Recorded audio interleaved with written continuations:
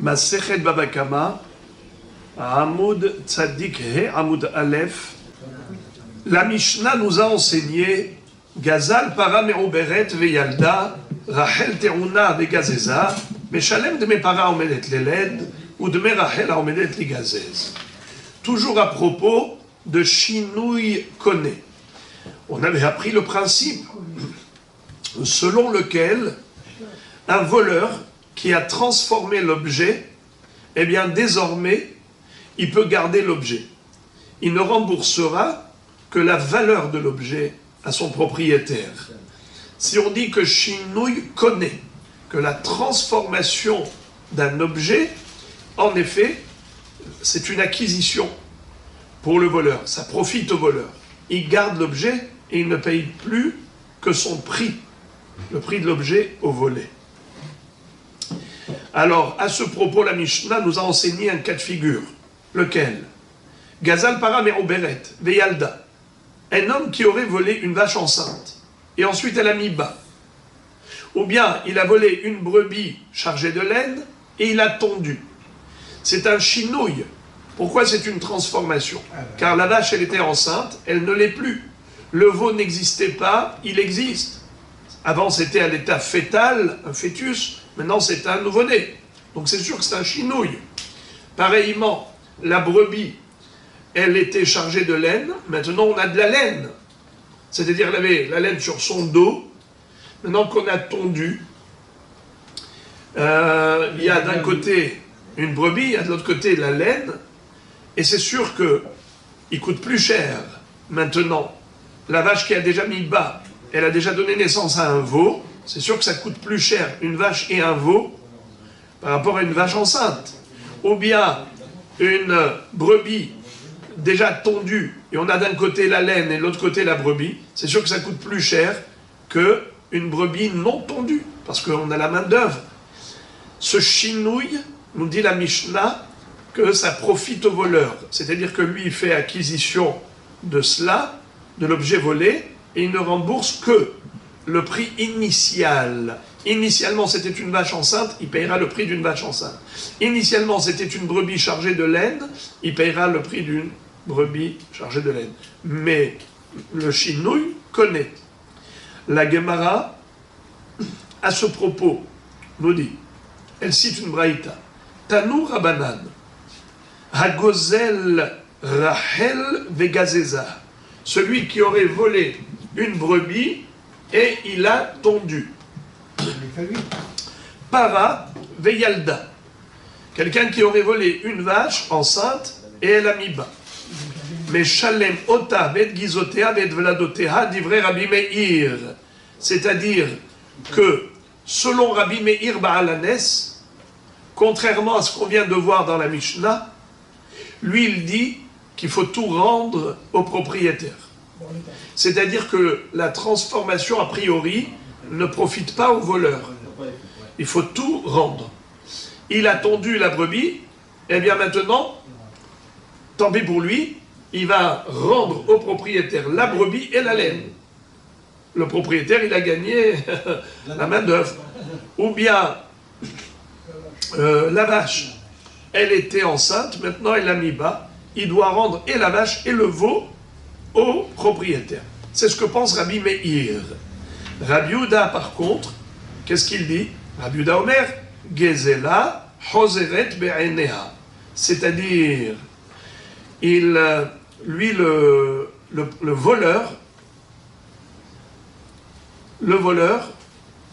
n'a pas à payer l'augmentation. C'est-à-dire, il a volé une brebis qui était chargée de laine et non pas une brebis tondue. Il n'a pas volé une brebis et de la laine. Il a volé une brebis qui était chargée de laine. Il n'a pas volé une vache et un veau, il a volé une vache enceinte. Alors qu'est-ce qu'il doit rembourser? Qu'est-ce qu'il doit rendre? Exactement le même prix que ce qu'il a volé. Gzela Hoseret Be'ene. Selon Rabbi Uda, il ne doit pas payer plus que ça coûtait, ce que cela coûtait au moment du vol. Rabbi Shimon Omer, Ro'im ota ki'ilu rishuma etzlo bekesef. Rabbi Shimon nous dit quelque chose que pour l'instant, on ne comprend pas.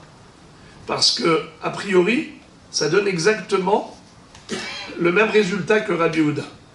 Il dit, on doit imaginer que la vache enceinte, elle avait déjà été évaluée au moment du vol.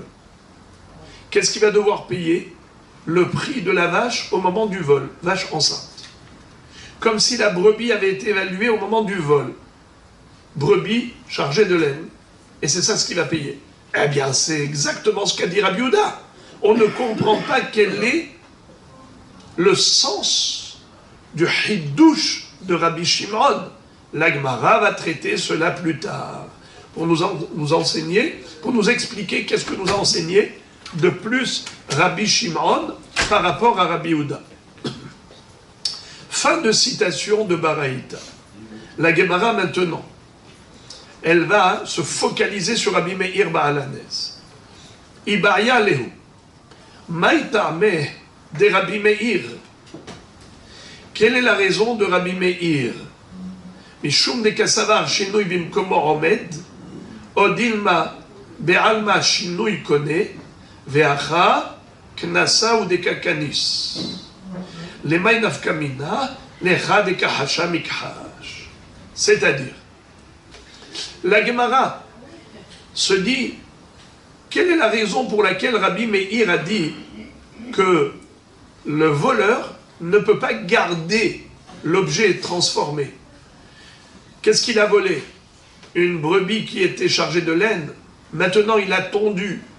Elle a augmenté de valeur. C'est-à-dire que maintenant, si on fait l'addition de la brebis plus la laine tondue, avec la main-d'œuvre de la tonte, évidemment que ça coûte plus cher qu'une brebis non tondue.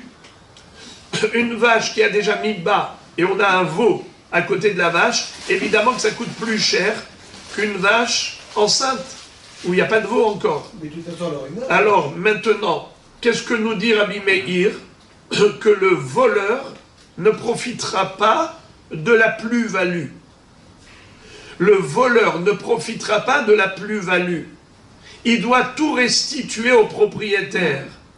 Et la vache et le veau, et la brebis et la laine. Alors la Gemara cherche à comprendre. Pourquoi Rabbi Meir a dit cela?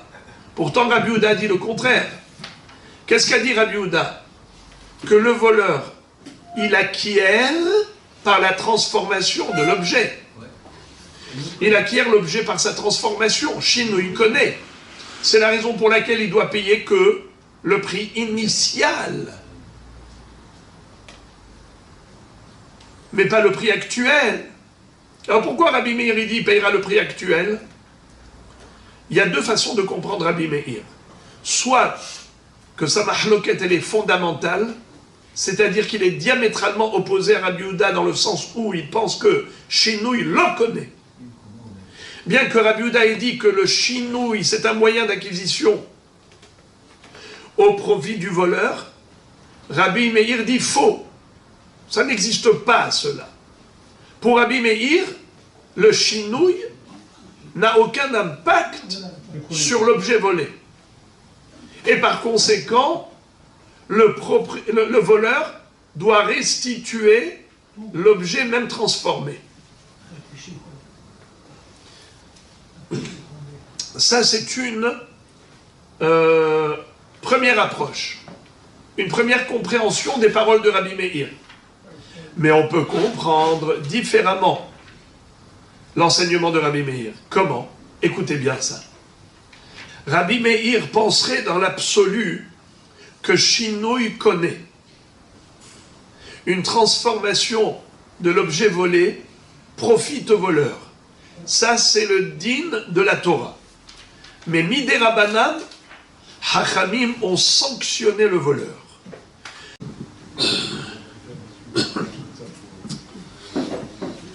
La Gemara poursuit son étude concernant le din de Shinouï connaît. On avait vu le din du voleur qui a transformé l'objet volé. Par exemple, il a volé du bois et il en a fait des ustensiles.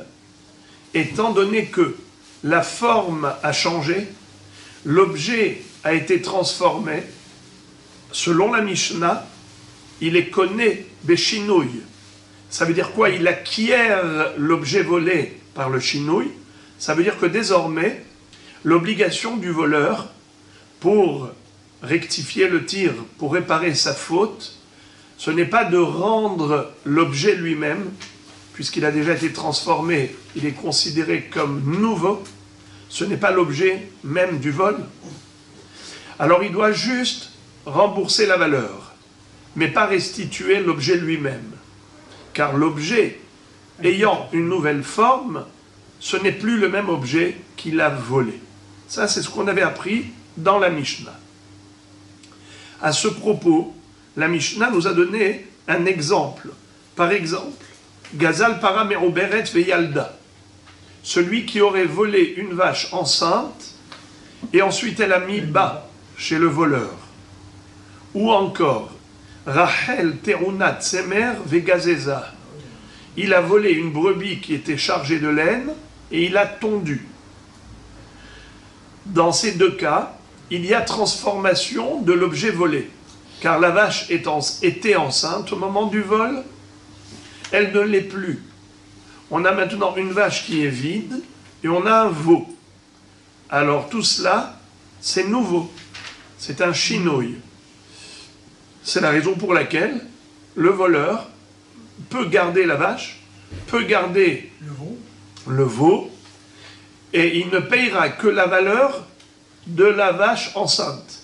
Il a volé une vache enceinte, il payera le prix d'une vache enceinte. Bien que maintenant ça coûte plus cher, car une vache et un veau, c'est plus cher qu'une vache enceinte. Donc lui, il va gagner la plus-value par le shinouï. Également, quand il a tondu lui-même la brebis, maintenant nous avons une brebis et de la laine. Ça coûte plus cher qu'une brebis chargée de laine, car il y a la main-d'œuvre. Étant donné qu'il y a eu ici transformation du corps de l'objet volé, c'est la raison pour laquelle lui pourra garder la brebis et la laine, et il ne payera que le prix de ce qu'il a volé, c'est-à-dire une brebis chargée de laine, mais pas une brebis tondue avec sa laine à côté.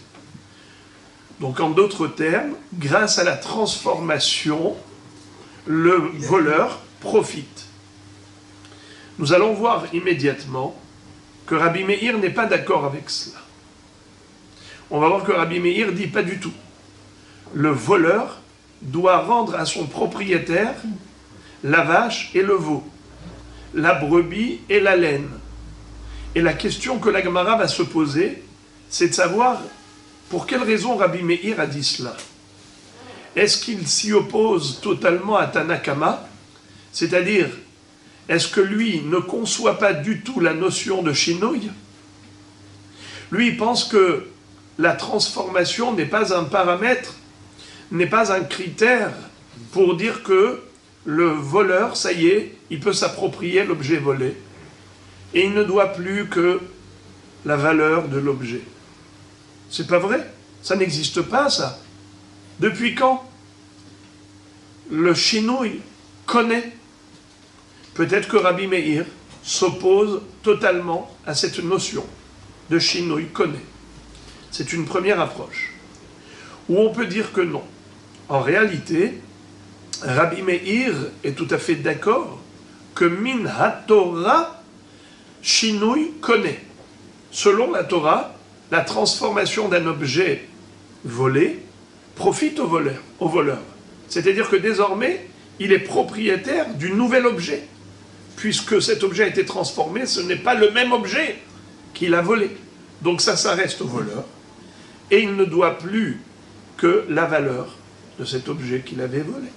C'est ça ce qu'il doit payer. Il paye au propriétaire, il lui paye le prix de l'objet qu'il lui avait volé.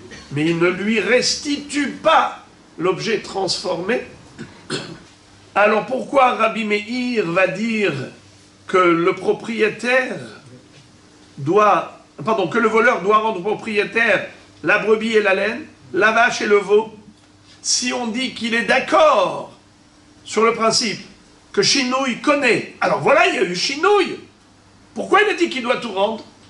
En fait, c'est pas Minatora. Car Minatora, il se peut que Rabbi Meir adhère à l'opinion de Hachamim, qui consiste à dire que, selon la Torah, tout Shinouï, toute transformation de l'objet, lui change le statut. Désormais, cet objet appartient au voleur et plus au propriétaire.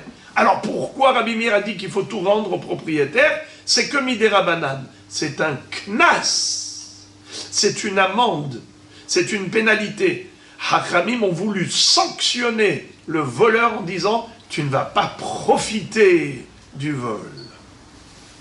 Bien que selon la Torah, tu aurais pu garder maintenant la brebis et la laine, tu aurais pu garder la vache et le veau, non, tu vas tout rendre, parce que nous, Hachamim, on ne veut pas te laisser profiter du vol. Alors, la Gemara va dire qu'est-ce que ça change? Quelle est la différence entre cette approche et cette approche? Finalement, tout compte fait, le résultat est le même. C'est que le voleur doit tout rendre au propriétaire selon Rabbi Meir. Il lui rend la vache et le veau, il lui rend la brebis et la laine. Alors finalement, qu'est-ce que ça change que l'on dise que c'est Minatora ou que ce soit Midera Banan? Qu'est-ce que ça change? Après tout, les Maasé, dans la pratique, Rabbi Meir dit la même chose, que ce soit Minatora ou Midera Banan. Pourquoi c'est important pour nous de le savoir? La Gemara dit, oui, il y a une incidence halachique, une incidence pratique. Laquelle? C'est dans le cas où il y a eu transformation de l'objet, mais pas dans le sens de l'amélioration, mais plutôt dans le sens de la dégradation. Que dirait Rabbi Meir si jamais il y a eu transformation et il y a eu dégradation? Dans le sens où le voleur ne profitera pas de la plus-value, car il n'y a pas de plus-value. Au contraire, il y a une moins-value. Alors, dans ce cas, que dirait Rabbi Meir?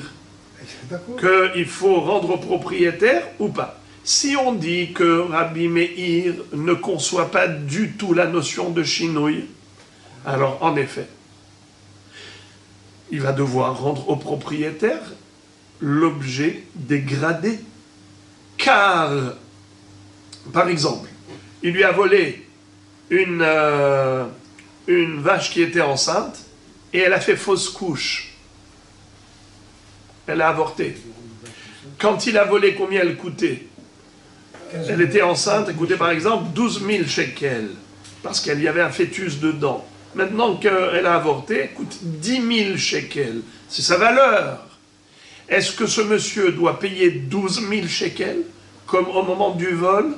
Ou bien, est-ce qu'il peut dire au propriétaire, écoute, c'est ta vache, c'est la tienne, il lui est arrivé un malheur, elle a fait fausse couche, c'est toi qui es perdant, c'est pas moi.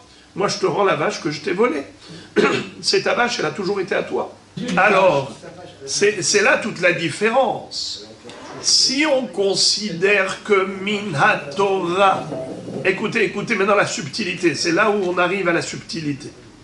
Si on considère que Minatora, le Shinouï connaît d'après Rabbi Meir, alors en effet, ce monsieur devra payer 12 000 shekels. Pourquoi? Car il a volé une vache enceinte, elle ne l'est plus. Ça veut dire qu'il y a eu transformation du corps. Elle n'est plus enceinte, donc ce n'est plus la même vache qu'avant. Automatiquement, la nouvelle vache, elle appartient à qui?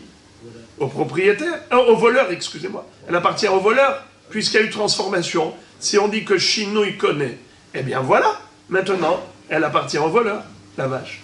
Qu'est-ce qu'il doit rendre au propriétaire? Le prix de la vache volée. Elle coûtait 12 000, il payera 12 000. Le prix initial. Le prix initial. Ça, c'est dans la mesure où nous disons que Rabbi Meir est d'accord avec Hachamim dans l'absolu, que Minatora, Shinouï connaît. Mais si nous disons que Rabbi Meir n'est pas d'accord du tout avec ce concept, la notion de shinouï connaît pour un voleur, ça n'existe pas pour Rabbi Meir. D'accord? C'est seulement un knas de Hachamim. Pourquoi Hachamim ont dit qu'il doit... Si on dit, excusez-moi, si on dit que d'après Rabbi Meir, le shinouï n'est pas connu, Minatora shinouï lo connaît, alors dans ce cas-là, il peut lui dire Hare Shelcha Lefanecha. Au détriment de celui qui reçoit. Shinouï le connaît. De la même façon que quand il y a une plus-value, il doit lui rendre la totalité de la plus-value, c'est-à-dire la vache plus le veau, la brebis plus la laine. Le bois plus la table. D'accord? Eh bien, maintenant que, quand il y a eu aussi dégradation, il lui dit Shinouï le connaît, Shinouï le connaît, eh bien, c'est ta vache qui a avorté. Car moi, Rabbi Meir, je pense que Shinouï le connaît. Alors, ça va dans les deux sens. Quand il y a une plus-value, je te dois la plus-value. Je te dois la totalité. Mais quand il y a eu au contraire dégradation, c'est toi qui as subi la dégradation. Alors le propriétaire, soit il gagne de l'amélioration, c'est-à-dire de l'augmentation de valeur, soit il perd quand il y a eu dégradation. C'est lui qui est gagnant, c'est lui qui est perdant. Ce n'est pas le voleur qui subit l'impact de l'évolution de cette bête. Car Shinouï le connaît, d'après Rabbi Meir. Mais si nous disons que Rabbi Meir est d'accord avec Hachamim, c'est-à-dire qu'il est d'accord que Shinouï connaît, alors Shinouï connaît dans les deux sens. Shinouï connaît dans le cas d'amélioration, Shinouï connaît dans le cas de dégradation. Ça veut dire quoi Shinouï connaît? À qui ça revient? Au voleur. Alors qui est-ce qui gagne la plus-value? Le voleur. Qui est-ce qui perd de la plus-value? Le voleur. Alors pourquoi Rabbi Meir a dit que s'il y a une plus-value, il doit tout rendre? Ça, c'est qu'un knas miderabanan. Hachamim ont dit, bien que minatora, le gazlan est connu de Shinouï, Shinouï connaît, ça c'est minatora, mais nous, Hachamim, on ne veut pas te laisser profiter du vol. Et tu seras obligé de restituer la totalité des éléments volés, la vache et le veau, la brebis et la laine, à son propriétaire. Nous, on le fait que miderabanan, c'est un knas. Mais minatora, ça devrait revenir au voleur, que ce soit la plus-value ou la moins-value. Tout est au voleur, parce que chez nous, il connaît. C'est que quand il y a une plus-value, qu'il y a un knas. Mais quand il y a une moins-value, il n'y a pas de knas, puisqu'il n'a rien à garder. Alors là, on reviendrait au din de la Torah. Et le din de la Torah, c'est quoi? Chez nous, il connaît, bravo. Et alors, combien il doit payer? Bravo. La totalité de ce qu'il a volé, c'est-à-dire 12 000 shekels, ça coûtait, il payera 12 000 shekels, bien que maintenant, la vache est avortée et elle ne coûte que 10 000. Voilà. Tout ce que je vous ai dit, je l'ai dit oralement, mais maintenant on va le lire sur texte. Regardez. Gazal para me'oberet, veyalda, tanu rabanan, la Baraïda nous enseigne. Hagozel Rachel, vegazeza, celui qui a volé Rachel, c'est quoi Rachel? La brebis. Vegazeza, il a tondu. Para, une vache, qui était enceinte. Veyalda. Et elle a miba.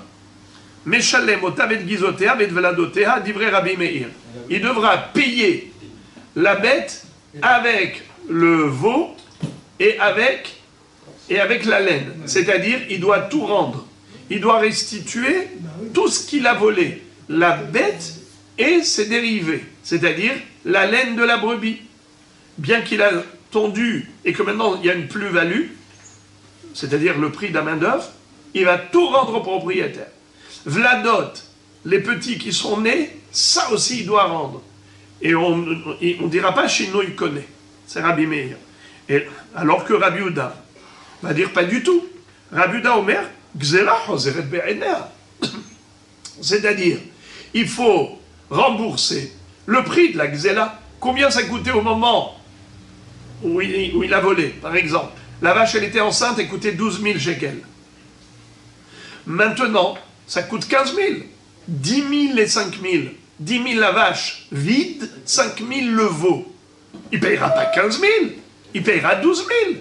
Kesharat Agezela.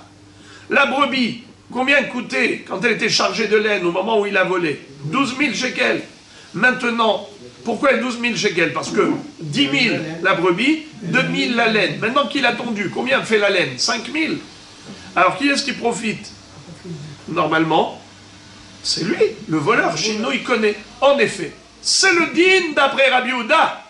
Le voleur garde l'objet volé et il rembourse juste la valeur Kesharat Agezela. C'est-à-dire combien?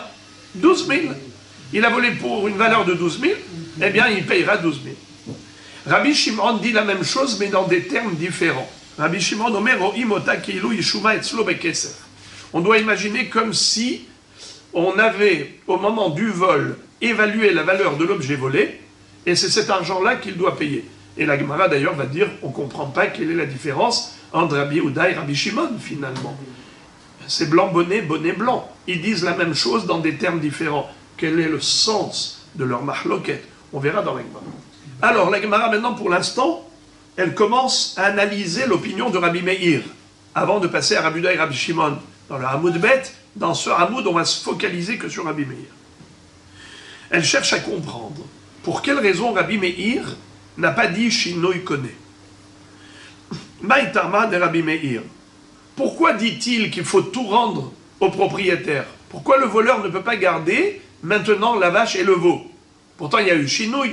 Pourquoi il ne peut pas garder la brebis et la laine? Pourtant il y a eu Shinoi. Mais Shum de Kassava, Shinoi Bimkomo Omed. Est-ce que Rabbi Meir penserait que le Shinoi, le changement, la transformation de l'objet volé n'a aucun impact halachique?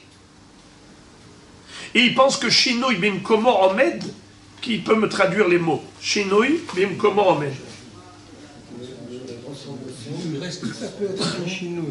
Très bien.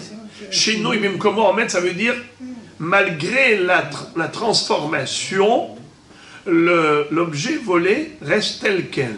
C'est-à-dire, il appartient toujours à son propriétaire. Odinma be'alma Shinoi connaît. Ou bien peut-être qu'en général, Rabbi Meir pense que Shinoi connaît. Ve'acha, mais ici, Knasa ou des Kakanis. C'est une amende qu'il a infligée au voleur. Knas.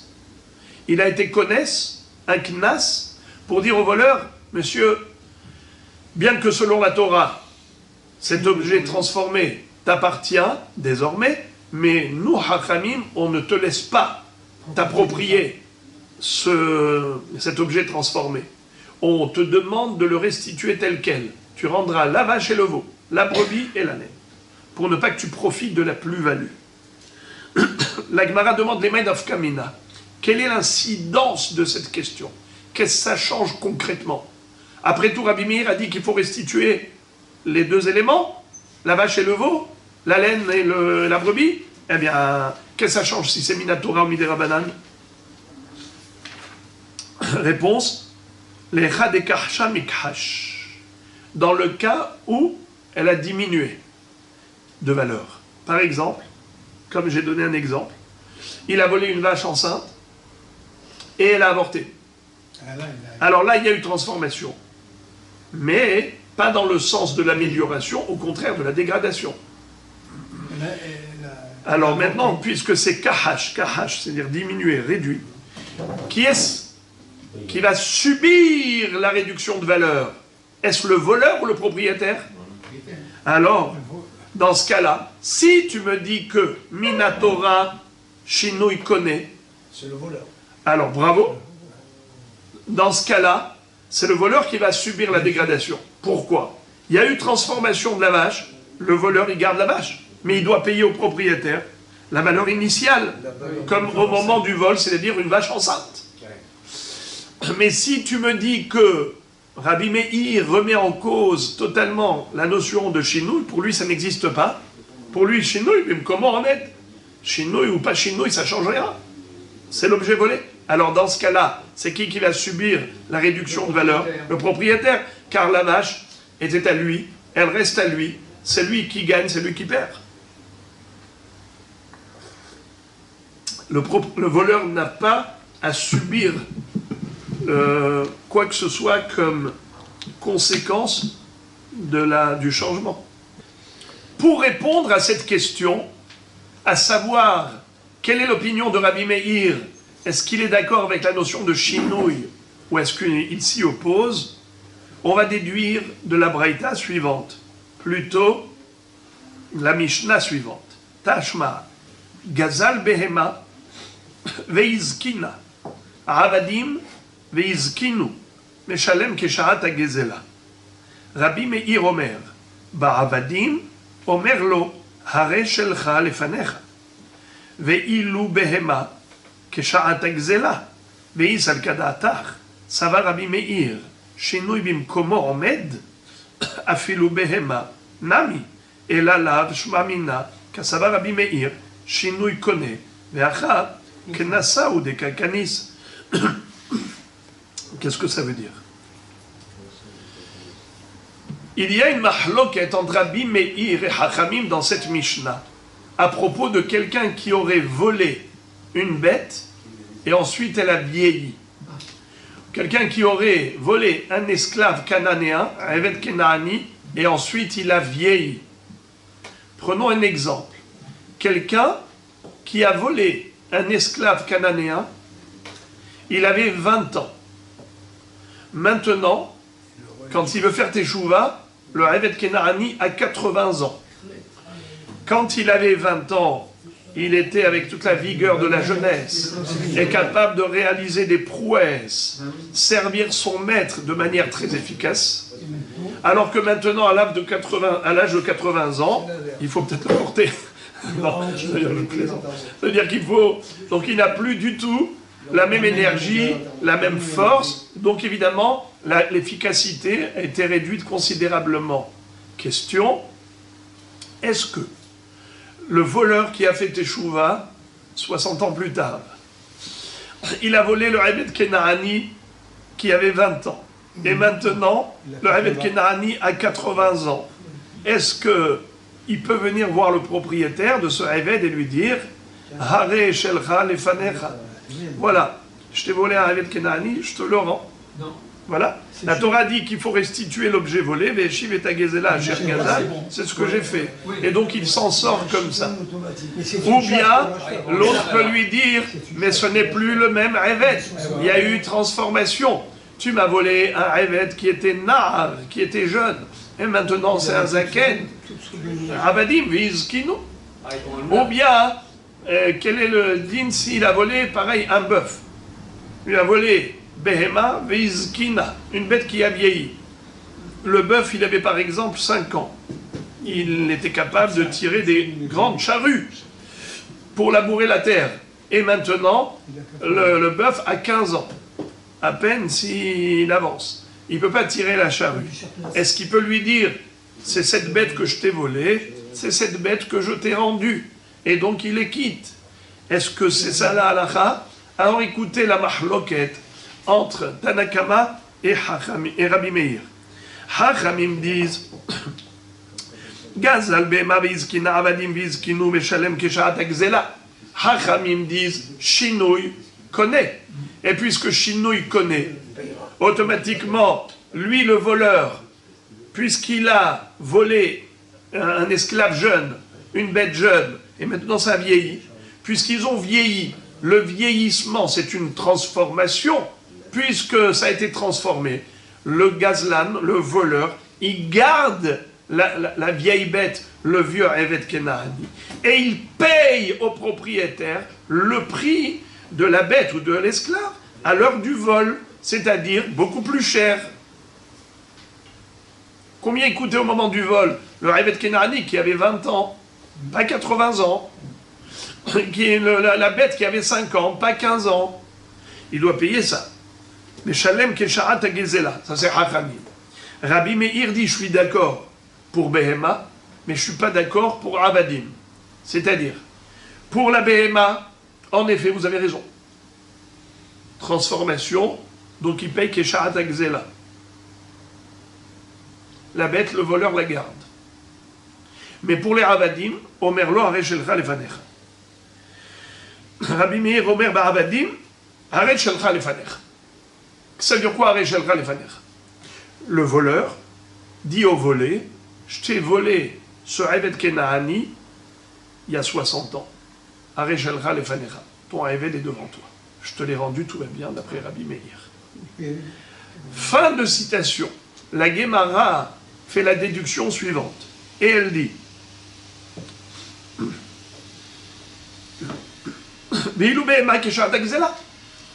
concernant la BMA, Rabbi Meir, qu'est-ce qu'il dit? Il payera comme au moment du vol. Ça veut dire que la transformation de la bête, c'est au détriment du voleur. C'est-à-dire que le voleur, il a acheté la bête par le changement d'état. Elle était jeune, elle est devenue vieille. Changement de forme, changement d'état, Shinui connaît. C'est pour cela qu'il va devoir payer Keshat Agzela. Il ne pourra pas dire Arechelcha Lefanecha. Juste, j'ouvre une parenthèse. Alors pourquoi pour les Ravadim, il ne dirait pas la même chose? Si Rabbi Meir dit que Shinui connaît le changement, la transition de la jeunesse à la vieillesse est une transformation qui fait que le voleur a acquis la bête par le vieillissement, alors pourquoi il n'a pas acquis le Eved Kenaani par le vieillissement? Étant donné que la Torah a comparé le Eved Kenaani au Karka. Karka et Nixelet, Eved Kenaani et non Nixal. C'est-à-dire, il y a un pasouk dans la Torah où il y a une juxtaposition entre le bien immobilier et le Eved Kenaani. La Torah les compare concernant l'héritage. La Torah dit que l'esclave cananéen se transmet de père en fils exactement comme un bien immobilier. Contrairement à Eved Ivri, le Eved Ivri ne se transmet pas comme héritage. Mais le Eved Kenaani, oui. Qu'est-ce qui est écrit pour le Eved Kenaani? Veitnahaltem otam libnechem acharechem lereshet achuza leolam baem ta'avodu. La Torah dit Reshet Ahuza. Ahuza, c'est un patrimoine immobilier. Ce patrimoine d'immobilier se transmet comme héritage, ainsi le Eved Kenaani. Si tu compares le Eved Kenaani à un bien immobilier, alors dans ce cas-là, nous avons une règle. Il y a une différence fondamentale entre un objet volé, s'il est mobilier ou immobilier. Si c'est du mobilier, alors il y a une notion de Kinyane Gezela. Si c'est de l'immobilier, il n'y a pas de Kinyane Gezela. Le voleur a une certaine propriété par rapport à l'objet volé. Je vous donne un exemple. Dites-moi, les amis, est-ce qu'un voleur doit payer la location? Il a volé une perceuse, il a travaillé avec pendant 5 ans. 5 ans après, il vient, il rend la perceuse à son propriétaire. Est-ce qu'il doit payer? Réponse, non. Non. Pourquoi? Il était propriétaire de l'utilisation de l'objet pendant les 5 ans de vol. Ce Kinyan Gezela, quand il a pris avec sa main la perceuse pour la voler, désormais, comme s'il était maintenant le propriétaire. D'ailleurs, c'est la raison pour laquelle le vrai propriétaire ne peut pas consacrer au Beth Amikdash cette perceuse, cet objet. Pourquoi? Car il y a 2 parties dans chaque objet. Chaque objet a une double dimension. Le corps de l'objet et son utilisation. Le corps de l'objet appartient à son propriétaire, ça s'appelle Shello. Il peut l'utiliser, ça s'appelle Birshuto. C'est dans son domaine d'utilisation. Si, par exemple, le voleur a pris l'objet, la Gemara nous dit, Rabbi Yochanan, Shnehen enam yecholim lehakdisho. Ni le voleur, ni le volé ne peuvent le consacrer au Beth Amikdash. Pourquoi? Rabbi Yochanan dit, Zé, les fiches eno shelo, vezé, les fiches eno birshuto. Le propriétaire, je vais commencer par le voleur. Le voleur ne peut pas le consacrer au Beth Amikdash, car il n'est pas à lui. Et le propriétaire ne peut pas le consacrer au Beth Amikdash, car il n'est pas dans son reshoot. Qu'est-ce que ça veut dire il n'est pas dans son reshoot? C'est pas qu'il n'est pas chez lui. La preuve, c'est que si c'est un gardien, Réhouven a donné à Shimon à lui garder un objet. Est-ce que Réhouven peut consacrer l'objet? Oui. Pourquoi? Car Shimon, il garde l'objet pour Réhouven, ça s'appelle Birshuto. Même si c'est pas chez lui à la maison. Le voleur l'empêche de l'utiliser. Donc l'utilisation appartient au voleur, le foncier, l'objet lui-même, le corps, le capital appartient au propriétaire. Alors, lorsque nous disons qu'un objet appartient au voleur au niveau de l'utilisation, ça s'appelle Birshut à Gazlan, c'est vrai que pour du mobilier. Mais pour l'immobilier, non. Pour l'immobilier, nous disons Karka et Nanixelet. Répétez ces trois mots. Qu'est-ce que ça veut dire? Un bien immobilier n'est pas volable. Il n'est pas volable. Qu'est-ce que ça veut dire il n'est pas volable? Mais pourtant, le voleur peut attraper le propriétaire par le col de la chemise avec un poing devant la figure et lui dit tu sors de là immédiatement ou tu auras le poing dans la figure. D'accord? Et il va squatter sa maison. C'est un voleur. Quelle différence? Alors c'est vrai que le bien immobilier n'est pas déplaçable, il n'est pas mobile. Il est immobilier. Alors que l'autre, il est mobile. Mais c'est pas que cela la différence. Mais même Tosfot, il pense que c'est cela la raison pour laquelle Karka et Nanixelet. Mais Emet, on verra plus tard qu'on apprend du klal ou prat ou klal. C'est-à-dire, il y a un enseignement thoraïque à ce propos pour nous dire que le voleur, même s'il a squatté la maison, mais il n'est pas pour autant propriétaire. Il devra payer la location. Le temps de squattage devra être indemnisé. Pourquoi? Car il n'est pas propriétaire du bien immobilier. Ce n'est pas Birshut. L'utilisation du bien immobilier.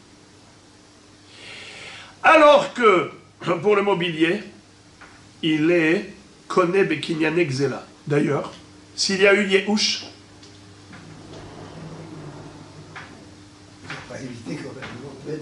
eh bien, il y a une notion de Yehush Veshinui Reshut. D'après le Mandé Amar qui dit Yehush connaît, eh bien, le mobilier s'acquiert que par le Yehush déjà du propriétaire. Le voleur, il acquiert l'objet. Pour l'immobilier, en effet, nous disons que le Karka Inanixelet. Alors, c'est pareil pour les Avadim, puisque la Torah a comparé Avadim à Karka, de la même façon que le voleur n'a aucune propriété sur l'immobilier, il n'a aucune propriété sur le Evet Kenaani. Donc le Evet Kenaani, il reste dans la propriété de qui? De son propriétaire. Donc si maintenant il a vieilli, c'est le Evet Kenaani de qui a vieilli? De son propriétaire. Alors même s'il a volé à l'âge de 20 ans, et maintenant il lui rend à l'âge de 80 ans, malgré tout il peut lui dire « Hare shelcha lefanecha ». Ce Evet Kenaani qui est à toi, qui était à toi, est toujours à toi. Et donc, il s'en sort comme ça, très facilement, le voleur. Incroyable. Alors que pour la BMA, ce n'est pas ainsi, car la BMA, c'est du mobilier. La BMA, oui, elle est volable. C'est-à-dire, le voleur a un kinyan là-dessus. Et s'il y a chinouille, s'il y a eu transformation, ça profite au voleur. Ça profite, mais en l'occurrence, c'est au contraire, ça entraîne une condamnation. Pourquoi? Quand il a volé la vache, par exemple, elle était enceinte, et maintenant elle a avorté.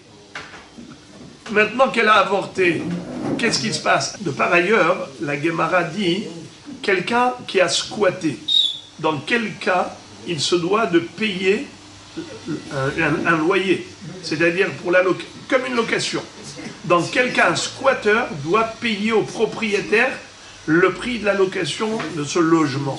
Eh bien, la Gemara dit que ça dépend si on a affaire à Gavra de Avid le Migar, ve Baït de Avid le Agra. C'est-à-dire que, par exemple, le propriétaire, lui, il avait l'intention de louer son appartement.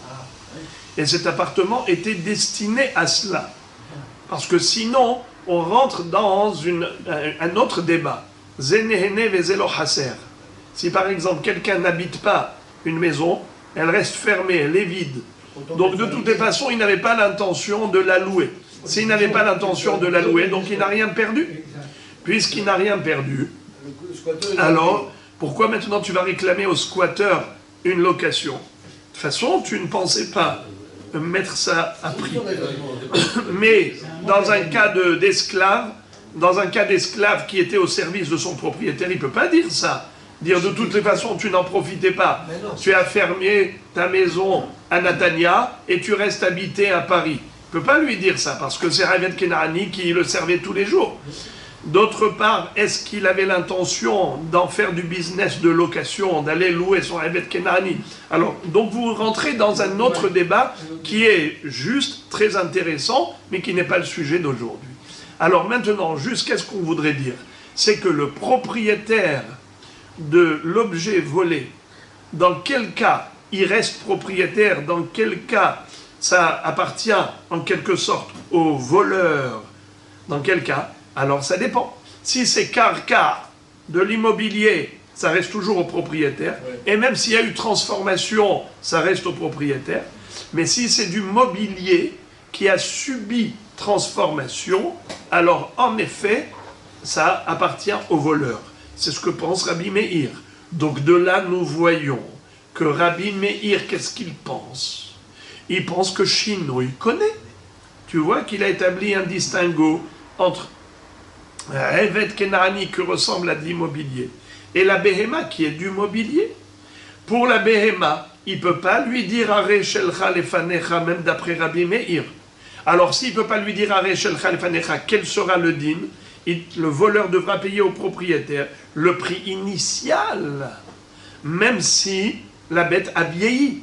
Elle s'est dégradée par le vieillissement. Le bœuf avait 5 ans, qui aurait pu tirer une charrue importante pendant qu'il avait cette force de la jeunesse, et maintenant il lui rend un bœuf qui a 15 ou 20 ans. Eh bien, il n'a plus cette force. Qu'est-ce qu'il doit faire? La transformation fait que maintenant la bête vieillie appartient au voleur, et le voleur doit payer le prix d'une bête jeune. Ça veut dire que quoi? Que Rabbi Meir est d'accord avec le concept, avec cette notion de Shino. Il connaît. Alors lisons dans les mots.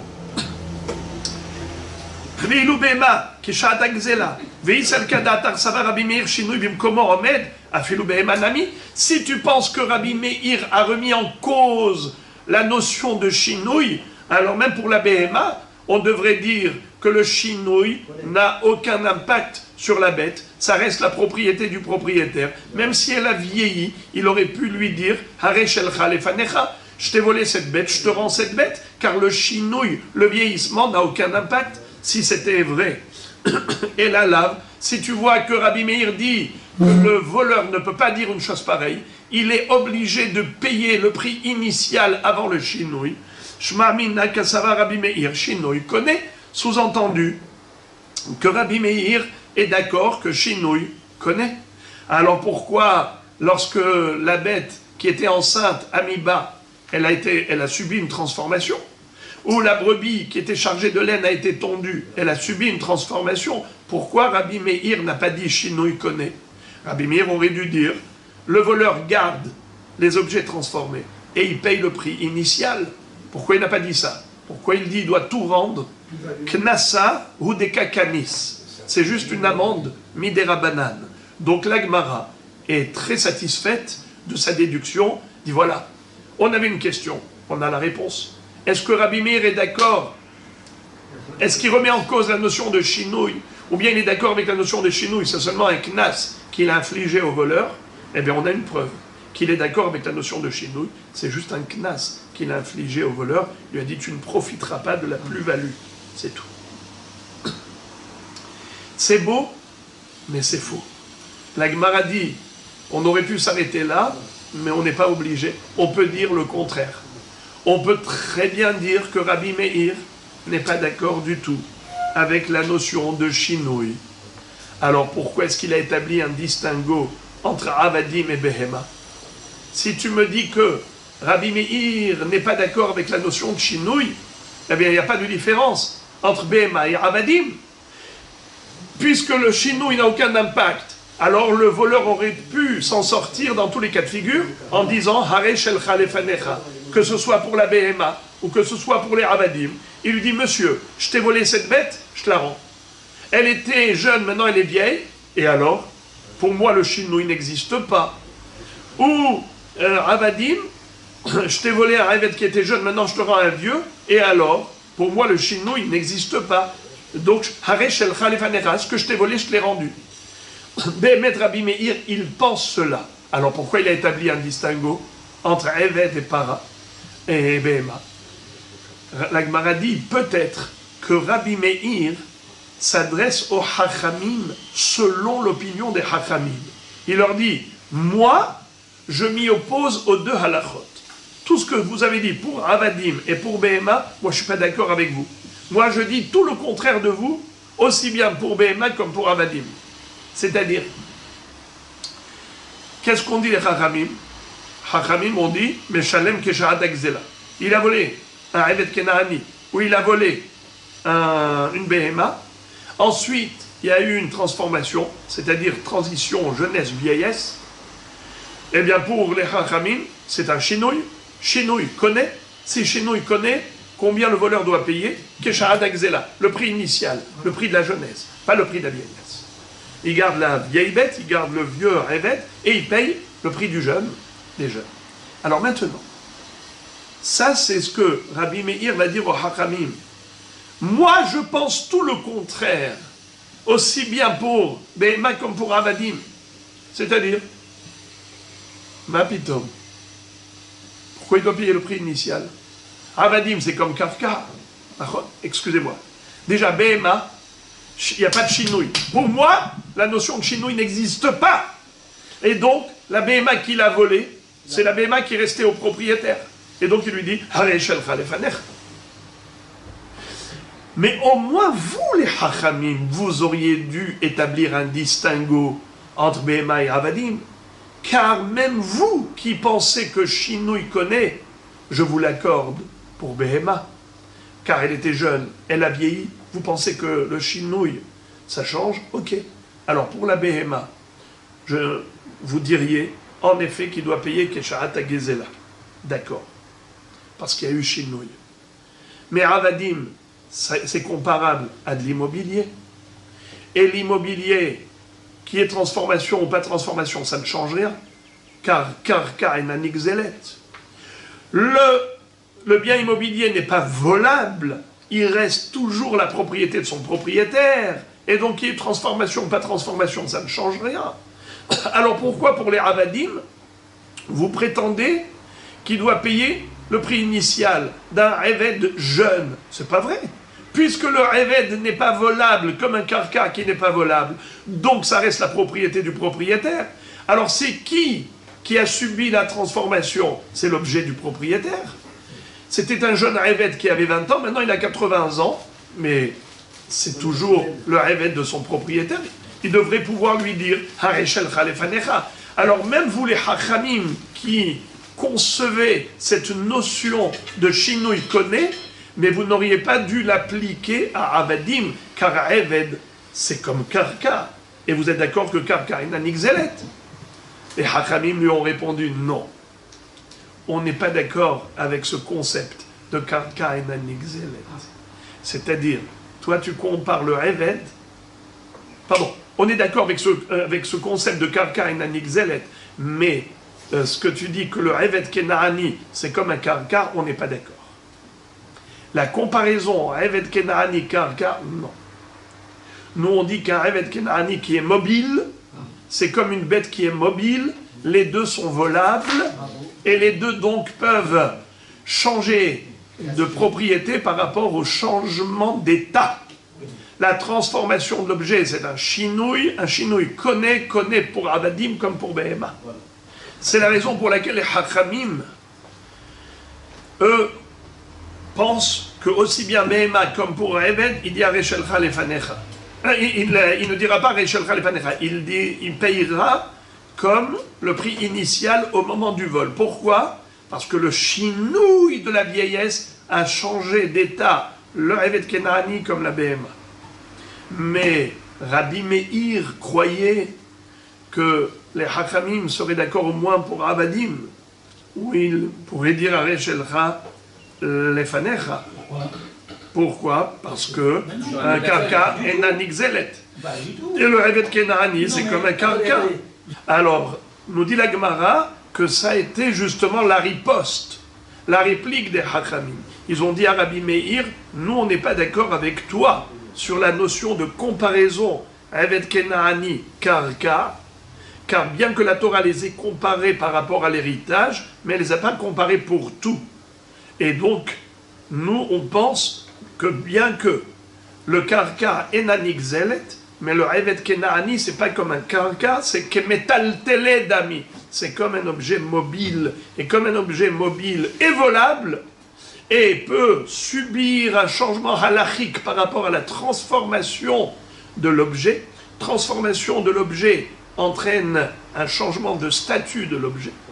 Il appartenait au propriétaire, après changement, il appartient au voleur. Pour un objet mobile, ainsi, il en sera pour un Eved Kenaani. Il appartenait au propriétaire, après vieillissement, il appartient au voleur. Donc le voleur doit payer le prix initial du Eved Kenaani au moment de la vieillesse. Alors, retour à la case départ. Nous étions heureux d'avoir trouvé la réponse à la question, à savoir est-ce que Rabbi Meir est d'accord avec Hachamim sur le principe de Shinui Koneh ou pas. Nous avions cru déduire de la Mishnah que Rabbi Meir en effet conçoit la notion de Shinui. Il ne conçoit pas la notion de Shinui, que c'est juste un Knas. D'accord? Donc il rejoint. Et finalement, on est arrivé à dire que, non, il y a Choliot que Behemet, il conçoit la notion de Shinui. On n'a pas de preuve. Alors maintenant, on va essayer de trouver une autre preuve.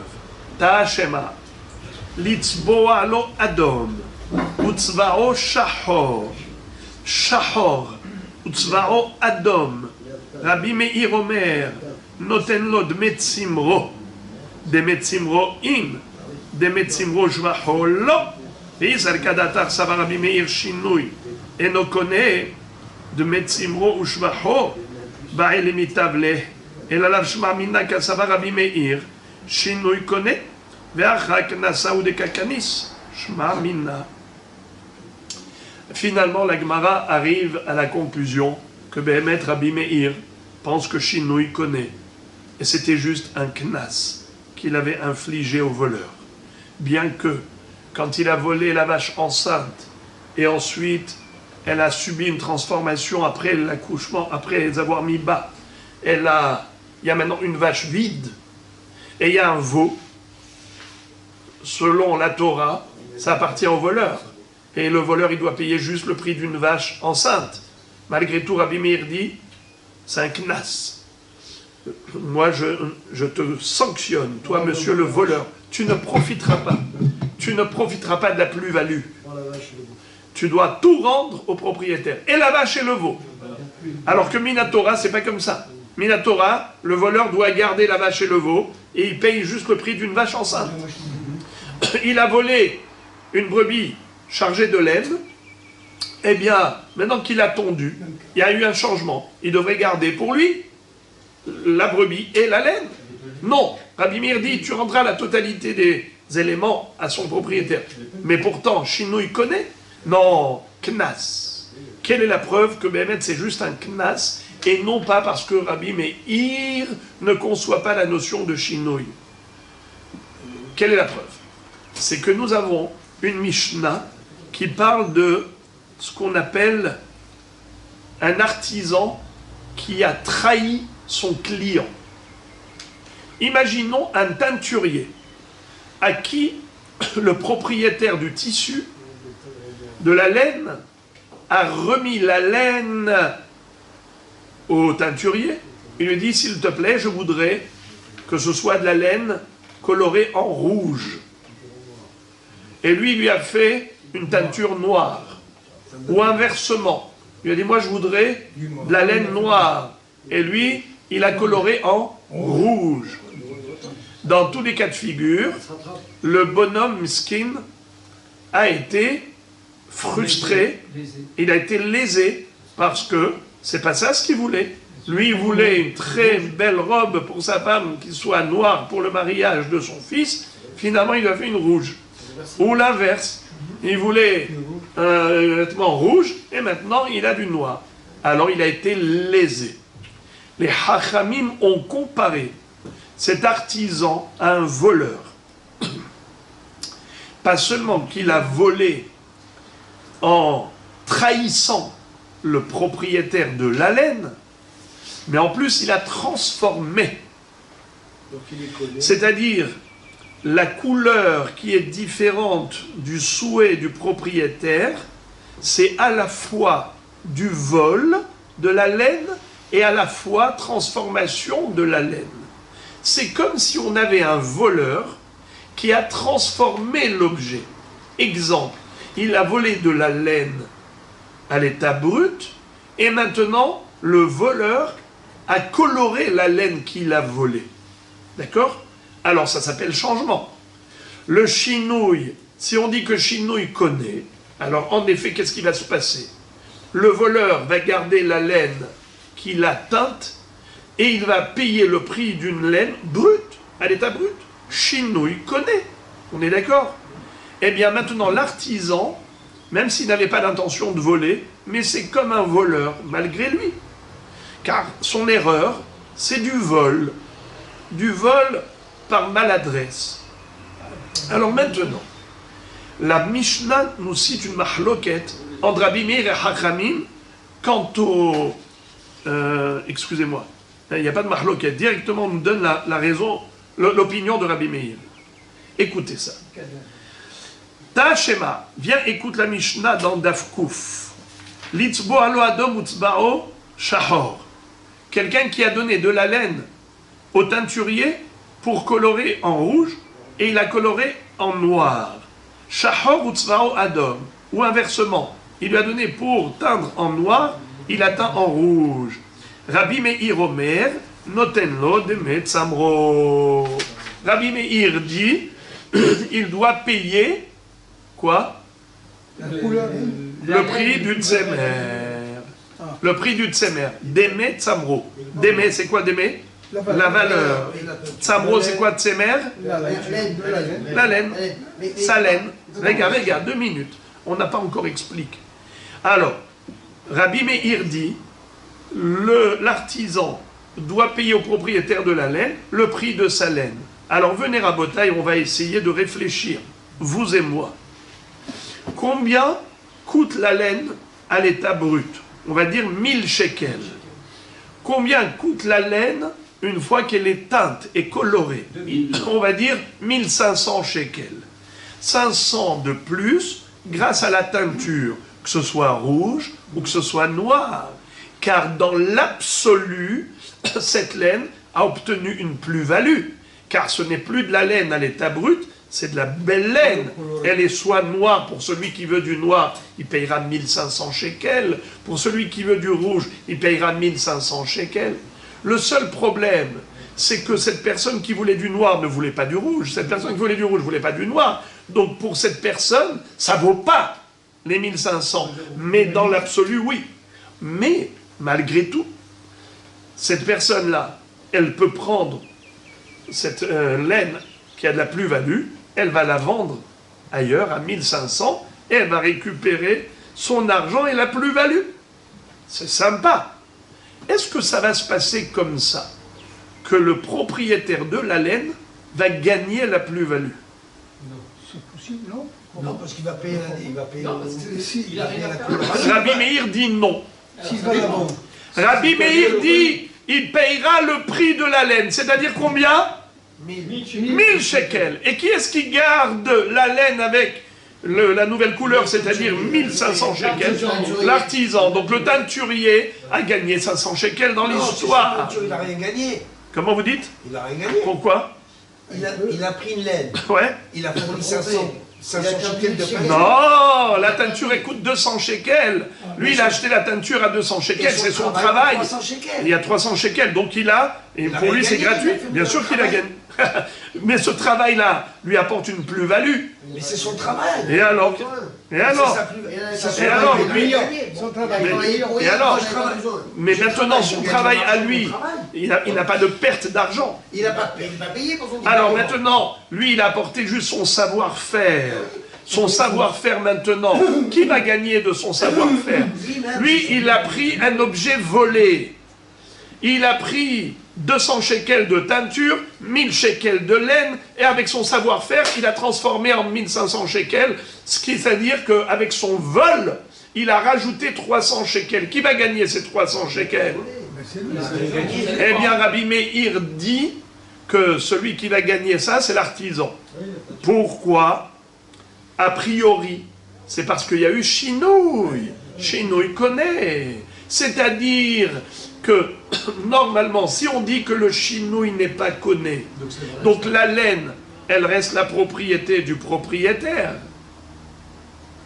La couleur, maintenant, s'associe à la laine qui appartient au propriétaire. Le tout appartiendra au propriétaire. Mais si on dit que Shinouï connaît, alors, ça appartient à qui? Au teinturier. Alors regardez, 2 secondes, Mehila. Regardez ce qui est écrit. On va lire. La Gemara fait la déduction. Et elle dit, Demet Simro, in, Demet Simro Ushvaho, lo. Rabbi Meir condamne l'artisan à payer juste le prix initial de la laine, c'est-à-dire 1000 shekels. Aval Demet Simro Ushvaho, lo. Mais il ne lui impose pas de donner au client les deux, c'est-à-dire le tissu avec la couleur, la laine colorée, ce qui coûte 1500 shekels. Non, les 500 shekels ne profiteront pas au propriétaire, ça profitera au voleur, c'est-à-dire l'artisan. Ve'is al-kada tar savar Rabbi Meir shinui enokone de metsim rosh vachoba elemitable. Or, si tu penses que Rabbi Meir remet en cause la notion de shinui, ça veut dire que quoi? Que pour Rabbi Meir, shinui le connaît, alors dans ce cas-là, à qui appartient la laine? Au propriétaire, et pas au voleur. Donc ça doit profiter à qui? Au propriétaire, et pas au voleur. Donc si tu vois que ça profite au voleur et pas au propriétaire, c'est que le shinui connaît, c'est que le voleur, il acquiert l'objet par le biais de la transformation. En tout cas, la Gemara nous dit, regardez la déduction, comment elle est belle. Veis al kadata, Savar Rabbi Meir, Shinui enokone, Dmetsamro Shvahoba elemitable, et là, la Shmamina Kasavar Rabbi Meir, Shinui kone, Veacha, Knasa ou Dekakanis. Si tu penses que Rabbi Meir remet en cause la notion de shinouï, alors dans ce cas-là, ça veut dire que quoi? Que l'objet est resté dans la propriété du propriétaire. Alors il aurait dû lui remettre le tissu teint, les tissus colorés, même s'il coûte 1500 shekels, et que ça profite au propriétaire, eh bien tant pis pour le teinturier. Si tu vois que ça ne marche pas comme ça, ça veut dire que quoi? Que le teinturier, il a acquis l'objet grâce à sa transformation. Alors pourquoi Rabbi Meir, s'il est d'accord avec ce principe de Shinui connaît, alors comment tu peux comprendre qu'il est condamné, le voleur, à restituer la vache et le veau malgré la transformation, la brebis et la laine malgré la transformation? Normalement, si Shinui connaît, la réponse, c'est parce que là-bas, le voleur avait une intention de voler. Alors, on l'a sanctionné afin qu'il ne profite pas de la plus-value. Tandis que le teinturier n'avait pas d'intention de voler. Il a volé par erreur. Alors on ne l'a pas sanctionné. On a laissé le din tel quel. Voleur connaît Béchinouille, teinturier comme un voleur connaît Béchinouille. Mais là, on ne va pas lui infliger la sanction Midera Banane.